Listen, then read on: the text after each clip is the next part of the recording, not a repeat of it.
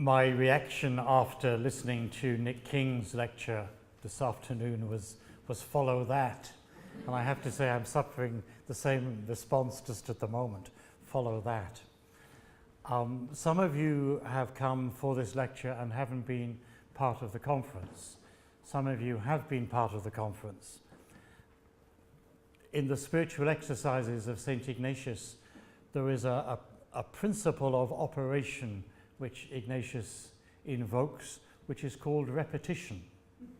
The basic principle being that some material is so important that you come back to it, and come back to it, and come back to it. Some of you may feel a little bit like that by the time I've finished, if you've been here through the day. And if you don't, you will by Saturday, trust me, you will. My brief has been that of speaking about Heythrop and the university. And it wasn't until I sat down and started thinking about it that I realized there was a certain ambiguity in that brief. So if I may correct our host and principal, I'm not simply going to talk about Heythrop and the University of London. I'm going to take a slightly wider scope than that, if I can do that. I want to reflect on the history of the college as a whole. It seems to me that's never a bad thing to do, and I think it's especially worth doing as we approach the end of what I want to characterize as another chapter of that history. I trust that what I've got to offer will be of interest to those whose direct concern about academic history is perhaps a little tenuous. And at this point, I really must express my gratitude and make my apologies to those real scholars whose work I've pillaged. It's the only correct word in the production of this lecture. That Michael Walsh is here in the audience reassures me, because I've already made my personal apologies to him, and I think he'll see how much I've depended on his history of the college, which is available for purchase on the table over there. One aspect which may intrigue is that at least some of the features recognizable at the start of this history are strangely reminiscent of the present day. One theme which I hope will stand out is of a genuinely comprehensive and humane educational vision, being limited by constraints reflecting various concerns of narrower focus, both ecclesiastical and civil. Where to begin? With Heythrop and the university. Well schooled here in Anglo-Saxon philosophy, I can do no better than to start by noting that it all depends what you mean by Heythrop. And in what follows, I'm going to cheat slightly by referring to the college in its different phases of existence as Heythrop, rather than as the college later to be known as Heythrop. But we need some prehistory in an ancient university. In 1528, a small Spaniard with a limp who smiled a lot, if I may quote a contemporary description, made his way at the age of 37 or so to study at the University of Paris. Here he gathered round him a group of fellow university students whom Jesuits know as the first companions, the Paris masters who became the founders of the Society of Jesus.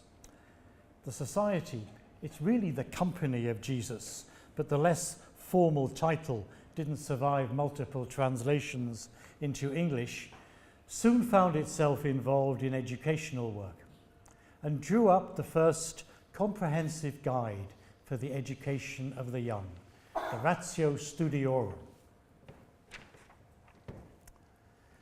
Rooted in Ignatian spirituality and in Renaissance Christian humanism, the Ratio emerged from a long process of drafting, field testing in the classroom and lecture room, critique and redrafting. And when published, it offered both a consistent understanding of education as formative of the whole person, and an approach that emphasized cura personalis, the care of each individual. Across the world, Jesuit colleges were founded and directed according to the principles of the Ratio, and founded and directed precisely as collegiate communities, which could enable for future generations the formative experiences of the first companions in their collegiate life in Paris. You'll know from your own association with the college that Heythrop is an ancient foundation and one founded in exile. For a number of years after our arrival in Kensington Square in 1993, in the days before lanyards and swipe cards, the foundation date was recalled in the entry code for the front door. A stroke of genius, I regarded it, on the part of John Smith, one of the,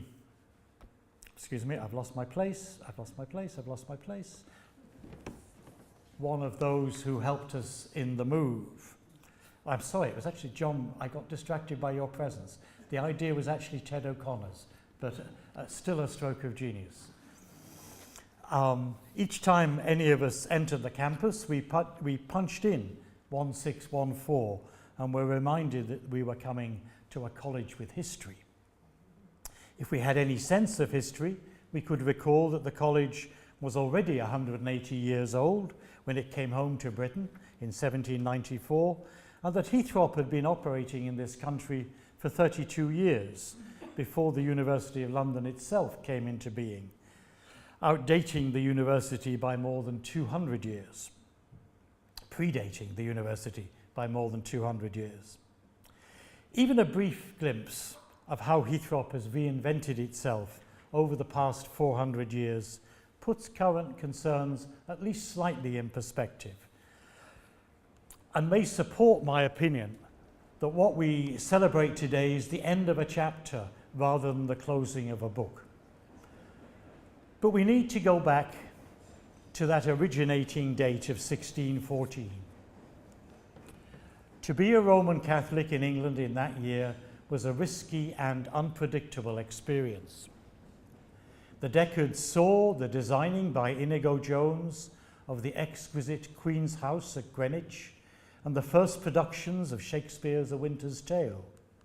In Oxford, the founding of Wadham College and the building of the iconic heart of the Bodleian Library. And in Cambridge, the publication of Isaac Newton's revolutionary work of genius. I'm so sorry, I'm getting out of step with my slides. Revolutionary work of genius, Principia Mathematica. Stephen Hawking was not the first Lucasian professor to achieve superstar status. But the same decade was also marked by the burning of men and women after being tried and found guilty of witchcraft after all the due process of a court of law. 1614 was only 8 years after the Gunpowder Plot, which had given rise to a resurgence of anti-foreigner and anti-Catholic sentiment that had been carefully nourished by skillful government propaganda. Priests were still being condemned in the courts as guilty of treason simply by being priests in this country, and so were liable to execution by the most horrific means available. To train as a priest in the England of James I and VI was impossible, and it was treasonous to go overseas to prepare for ordination. But men still felt called to priesthood and the religious life. And so in 1614, the English Jesuits established a college in Louvain to train their young men. The politics of the Low Countries at the time soon led to a move to Liège, then ruled by a prince-bishop and elector of the empire. Elector because also Archbishop of Cologne, and managing to hold both these posts without actually being ordained priest. Ferdinand of Bavaria was the younger brother of the Archduke Maximilian, who became a major, I'm so sorry, I'm getting completely out of step, who became a major supporter of the college and is the explanation of the blue and silver BMW colours on the college crest. The college remained in Liège for 170 years. it's a long period which we tend to lose sight of, and managed to serve as a college of priests and students, even when the Society of Jesus was suppressed in 1773. The then Prince Bishop took his time implementing the Bull of Suppression, and then established as a college of diocesan priests the erstwhile Jesuits, with the erstwhile Jesuit rector as its president, and the erstwhile Jesuit students, scholastics, as its students. But the reign of terror unleashed by the French Revolution eventually made it more dangerous to be an English priest in Liège than in England. And in 1794, the college moved once again, this time coming home. Alongside the college or seminary in exile for aspirant priests and would-be Jesuits in Louvain and Liège, there was also a college in exile for English Catholic boys, and it was an alumnus of this school who gave the now multi-layered college its first English home at Stonyhurst in Lancashire, where the school still flourishes as a coeducational Catholic boarding school. The journey deserves a lecture by itself. Grounded barges, advancing armies, forgotten chests of books, foul weather, transport commandeered by the army and then handed back. Actually, as I go through the list, a film sounds a better way of dealing with it than a book. 4 decades after this, the University of London finds its first shape in what is now University College. With the 2 ancient universities still requiring allegiance to the 39 Articles of the Church of England, the godless institution in Gower Street was founded in 1826 or 1836, please discuss, by a wondrous amalgam of just about everyone who wasn't an Anglican. One of its founders has just come back from a tour of America. Jeremy Bentham has been on a visit, but is now, I think, ensconced back in Gower Street. And if you don't understand why that is literally true, ask me afterwards. From very early on in its history, London recognized colleges all over the world as suitable places to prepare for its degrees. And in 1840, the college at Stonyhurst became one such. There had been a tradition of young Catholic laymen, barred from Oxford and Cambridge by the Test Acts, doing university-level philosophy studies alongside the Jesuits in Liège. And this tradition picked up numbers when it became possible to gain London degrees after studying at Heythrop at Stonyhurst. The links between Heythrop and the University of London are, we can see, older than we might have guessed. Many of the other colleges who were at that stage in the same position grew into universities in their own right, though tending in these competitive days to play down their infancies at the apron strings of London.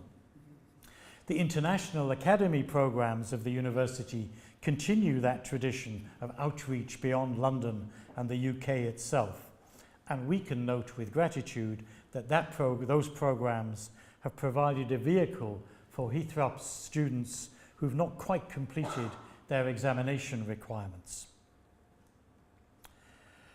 With the Society of Jesus restored, numbers of Jesuit students grew, and in 1848, those teaching and studying theology left the philosophers behind in Stonyhurst and moved to St Bynoes in North Wales, on its hillside overlooking the incomparable Vale of Clwyd to the mountains of Snowdonia. But the intellectual, or to be more precise, the ecclesiastical atmosphere in which they worked was a difficult one.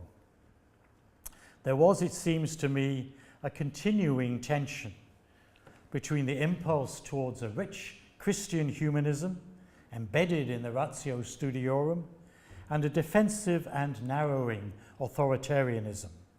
For the Jesuits, suppressed in 1773, restored in 1814, and still incorporate post-traumatic shock many decades later, there was a strong element of playing for safety, which sat uncomfortably alongside the creative dynamics of the spiritual exercises and the call of the magis, the greater good, that had inspired the missionary journeys and the imaginative and sensitive engagements with new cultures, which had marked the earlier Jesuits and, of course, which had helped to shape the Ratio. I offer two particular examples of creativity and outreach. The Jesuit astronomer Stephen Perry, who was elected a Fellow of the Royal Society and a member of its council, and the Jesuit writer and teacher Gerard Manley Hopkins. I told you there would be repetitions. Forging from his own conflicts and joys, delights and depressions, a revolutionary new English poetry. A much loved member of the various Jesuit communities to which he belonged, he died saying, "I loved my life," and left us some of the most extraordinary and beautiful poems in the English language. And it's still possible to see most days above the hill, mine effer, at St. Bino's, a wind hover, a kestrel to you and me, in his riding of the rolling level underneath him steady air. But the ecclesiastical atmosphere of what historians have dubbed the long 19th century was a difficult one for creativity and outreach. The political struggles over the papal states and the intellectual struggles with the Enlightenment created a culture of suspicion and defensiveness in the Church, which found one focus in what came to be termed the Modernist Crisis. One irony is that the two Vatican documents intended to do away with Catholic modernism, in fact more or less invented it by pulling together the various propositions to be condemned.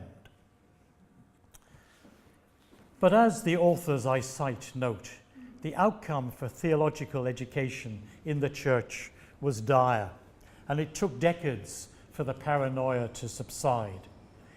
I think the tendency even today on the part of some Catholics to reach for their pens or their laptops in order to delete those with whose views they disagree is a remnant of this McCarthyite period, a genuinely sad one in the Church's history. In 1926, the two faculties reunited at Heythrop Hall, 15 miles north of Oxford, as a Jesuit Collegium Maximum. The bus carrying the fills, the philosophy students, turned into the long drive to the singing of the Dies Irae. St. Mary's Hall, Stonyhurst, had been popular with at least some of its students. Despite the hopes of the Jesuit general, there was very little contact with the University of Oxford, 15 miles down the road. Well-founded legend has it, however, and at this stage, in the interests of disclosure, I have to remind you, I am a psychologist who studied in Oxford and at Heythrop. Well-founded legend has it that it was the psychology teachers at Heythrop who were called on to maintain psychology teaching for a crucial period. The Second World War saw the empirical psychologists of Oxford University drafted into the war effort, contributing to the work of WASBs. Some of us are old enough to unpack that acronym, in selecting future army officers and the like, and the Jesuits kept the teaching going. Although an increasing number of the British Jesuits at Heythrop, faculty and students, would have completed at least a first degree at Campion Hall, Oxford, in between their philosophy and theology studies, the postmodernist educational restrictions in the Church created a near total separation. It was a separate rather than an isolated life. Lectures and examining were all conducted in Latin, and there was a large country estate to enjoy or to help to maintain, or indeed, for some individuals, both. It was a gentler time, with commuting being a matter of strolling from one side of the house to the other, a private golf course to hand, albeit only 9 holes, and replete with moving hazards such as sheep, and 2 miles of drive before the main road was reached. But for intelligent, well-educated, and deeply committed young men, it was a deeply frustrating time. In 1958, the College of Cardinals, with great caution, elected an elderly, cheerful, they thought mildly ineffective man as a caretaker pope. And in 1962, Pope John the 23rd convened or brought together the Second Vatican Council and transformed the Catholic Church forever. One of the periti, one of the experts at the council, was a man called Maurice Bevernoux, a faculty member here at Heythrop, whose life can serve, if you will, as an example of change, among many other possible examples. As a young Jesuit destined for academic work, he deliberately not followed his first academic love, that of biblical criticism, because it was simply too risky an area of work in the postmodernist period. But by the time of the council, his chosen field of patristic studies had led him into ecumenism and ecclesiology, and he served as an early member of the Vatican Secretariat for Christian Unity, as well as being a peritus to the council itself. In 1965, after extensive discussions, I'm so sorry, I've just realized what I'm doing. Every time I push the button, I'm putting a piece of paper down, and that's not helpful. Let me come back. In 1965, after extensive discussions, Heythrop became a pontifical Athenaeum, able now to award degrees to those who were not Jesuits. And the wonderful diversity that has marked modern Heythrop began to show itself. It had for many years already had Jesuit students from many parts of the world.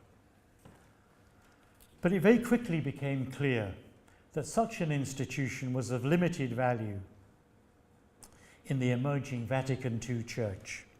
And after various sets of negotiations, the college moved to London.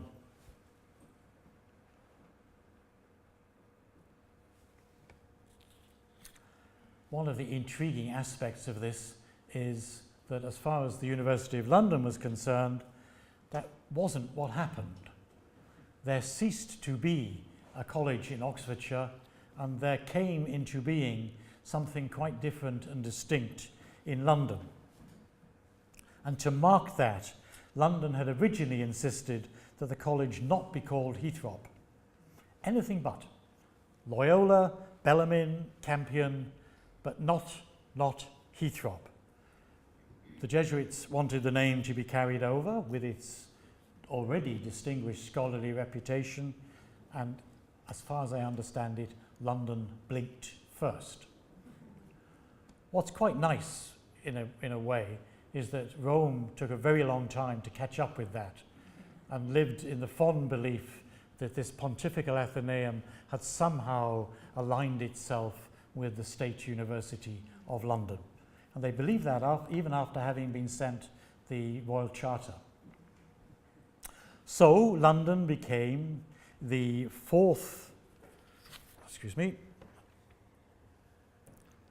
let's just have a look at a couple of pictures.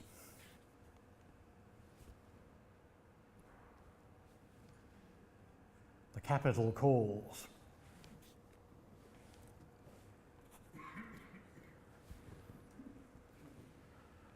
London became the fourth of the denominationally based schools of theology, alongside Richmond and New College, and the wondrously anomalous King's College Theological Department. Wondrously anomalous, I rather enjoy that phrase, wondrously anomalous, because it was at that time a quite separate school of the University of London, with its own dean awarding its own associateship degrees, but entirely encompassed physically and organisationally within University of London King's College, with whose religious studies department it eventually merged. It was King's which enrolled the first Heythrop students, thus enabling them to begin their university studies in the autumn of 1970, ahead of the granting of the Royal Charter in March 1971. This small act of welcome on the part of King's, small but crucial, was only one among many. The help that Heythrop received as it became a component of the university was extraordinary, and the names of those who were our founding friends could properly find their way into a litany of gratitude and appreciation. The only university degree for which the college taught in that first initial period was the BD, the Federal Undergraduate Theology degree, taught in the then 4 schools of theology in the university, centrally administered and centrally examined. There was a non-degree college course for ordinands in philosophy and the pastoral diploma for postgraduates in pastoral theology. Between them all, they put together a package which was acceptable for ordination. With the advent of the joint honours BA in philosophy and theology, the college course came to an end. The college now belonged to the University Faculty of Arts as well as to that of theology, and over the years, the structure of the university loosened to provide more autonomy to increasingly restive colleges. Heythrop was eventually able to create, teach and examine new degree programs very much as it willed. But the downside of these changes in the university was the reduced opportunity. The reduced opportunity for cross-registering for courses across the colleges of the Federal University and the enrichment for teachers and students that brought. When Heythrop had arrived in London in 1970, the Sisters of the Holy Child Jesus had made available on favourable terms the buildings that had housed their graduate College of Education in Cavendish Square. When the original 21-year lease came to an end, the sisters needed to generate more income from the site, mainly for the upkeep of their elderly and retired members, than Heythrop could appropriately provide. So Heythrop moved again, and the King's Fund bought the Cavendish Square site and poured into its remodelling the millions the buildings required. It's quite startling if you can get a chance to visit it. It can be difficult for those of you who studied there to work out quite where we are in what we always thought of were rather well-protected listed buildings, but the fund seems to have found its way of dealing with that. Kensington Square had also housed a College of Education, and the religious of the Assumption were able to make available increasing amounts of the property as the leases of their various tenants expired. The initial move was more or less flawless and certainly much smoother than some of the faculty discussions that preceded it. After 21 years of working near Oxford Circus, a number of faculty members, I name no names, seem to regard Kensington High Street as located somewhere beyond the M25, and not so gentle persuasion was necessary. It wasn't helped, if I can go off script for a moment, by the fact that most of the maps of central London stop at the Albert Hall. I spent several afternoons opening up maps of central London until I finally found one which included Kensington Square.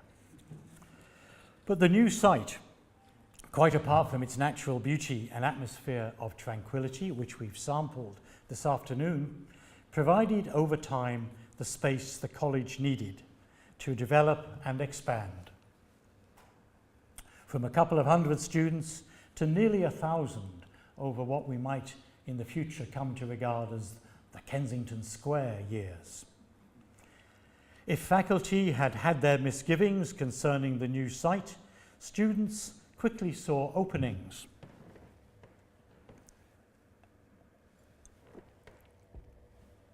An eagle-eyed Assumption sister spotted some creative cultivation being carried out in the depths of the herbaceous border. And I confess that to this day I haven't had the nerve to ask her either how she had come to recognize cannabis so easily, or what she'd done with the plants after she'd uprooted them. By the time Heythrop came to Kensington, it had weathered a number of storms. It's worth reminding ourselves that the college was something very new in the experience of the church in this country. A self-governing university college operating under a royal charter and a component of the Federal University of London. Contrary to the fondly held beliefs of various Roman bureaucrats, the responsibility for the proper governing and conduct of the college was in the hands not of the Jesuit provincial nor of the Cardinal Archbishop of Westminster, appointed by the Queen as the visitor of the college, but in a limited role. The responsibility lay in the hands of the governing body, on which Jesuits and other church people were a minority. Working out how such a college related to church structures and how its employment practices could square the requirements of English civil law with those of Vatican dicasteries, departments to you and me, inevitably led to moments of tension, small and large. The observation that orthodoxy is my doxy, heterodoxy is another man's doxy, seems apt. I was intrigued to discover that this sentence, which I have had in my head for years, originates not in 20th century New York, but in the 18th century English critic William Warburton. But it does seem to pin down the experience of Heythrop occasionally in those years. Patient discussion and diplomatic decision-making on all sides led to resolutions that could at least be lived with. And the increasing involvement of the college and its faculty members in church life, in theological commissions and so on, marked the growing recognition of how valuable Heythrop's contribution could be. If I may go off script once more, one of the histories I consulted, it may well be Michael's, makes the point that that contribution at a church level was recognized by the Church of England as well, particularly noting the number of post-grad students of the college who were recently ordained Anglican priests and ministers. It's also worth noting that the reactivation of the ecclesiastical degree-granting rights in the erection of the Bellarmine Institute marked two significant and independent shifts. A confidence on the part of church decision-makers in the appropriateness of Heythrop's teaching, and an acceptance on the part of the university that individual Heythrop students could, after all, prepare for 2 degrees at the same time, something not to be countenanced back in 1970. If issues of Catholicity loomed large on occasion, issues of finance were a recurrent source of problems and tensions. Even in the very early years of what later came to be called Heythrop, Jesuit treasurers had misgivings about the costs involved, and the effects of shifts in government policy and funding in the last decades have been mostly bad news for the humanities and for small colleges. But even at the start of Heythrop in London, questions were being raised about its long-term viability, even with the underwriting of its finances to which the Jesuit province had committed itself back in 1969 or 70. I trust I'm not partisan or not too partisan in asking us to note the vast generosity of the Jesuits in fulfilling that commitment. that we've eventually reached a point where the financial burden is unsustainable shouldn't blind us to the decades of Heythrop's working life as a college of the University of London that were only possible because of that generosity. And as the financial culture was changing, so too was the academic culture. If, as scholars suggest, Newman's idea of the university had been overtaken by change even as his writing was being published and read, the decades since have seen shifts in understanding that move contemporary university education further and further away, both from Newman and from the rich humanism of the Ratio Studiorum. If in earlier years Heythrop was struggling with the narrowing of theological education imposed by a fearful church, it seems to me that in recent decades part of Heythrop's genius has been to resist, at least in part and on its own scale, the pressures moving towards fragmentation and commodification of scholarship in the university. To take a simple but crucial example, and yet again, don't forget Ignatius thinks repetition is a very good thing, the ways in which theology and philosophy have interacted with each other in this college over the decades, and indeed with other disciplines, I speak as a psychologist, are an example of what can be achieved here and has been more and more difficult to achieve anywhere else with the rise of the multiversity. But despite its various ecclesiastical and financial vicissitudes, Heythrop has continued over the past decades to go about its own way of being a space of study and learning. I currently live in Manchester. I've recently come across one of the city's slogans. This is Manchester. We do things differently around here. And it could have been a slogan or a strapline for Heythrop, because it's certainly been true. This is Heythrop. We do things differently around here. And not only differently, but well, as examination results, student survey responses, publication records, and regulators' assessments have demonstrated.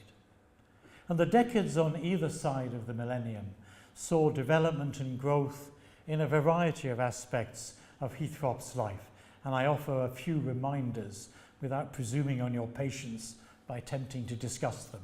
We are nearly at a close. That's a poignant sentence which I didn't quite realize I was saying until I'd said it. But in the immediate sense, we are nearly at a close. And I'd like to take us back, after just looking at what has been achieved, I'd like to take us back to where the story starts, with the help of the remarkable lecture given by Dr. Rowan Williams at the Heythrop 400 conference. Repetition. Not only repetition of mention of the lecture, but my own notes say it's available in full on the college website, and I recommend it wholeheartedly. Michael's version was to recommend it wholeheartedly and leave out copies for you to pick up and take away. If imitation is the sincerest form of flattery, then academic pillaging comes close behind. And I'd like to bring my widespread pillaging in this lecture towards a close with some penetrating observations on Ignatius and on Heythrop from a great contemporary Anglican theologian. Received wisdom is that one should never read out what's presented on a PowerPoint slide. But I'm an adoptive Mancunian, and this is Heythrop, and we do things differently around here. I believe Ignatius has a theology of educating. Education is either about becoming what we are finally meant to be, or it's about nothing.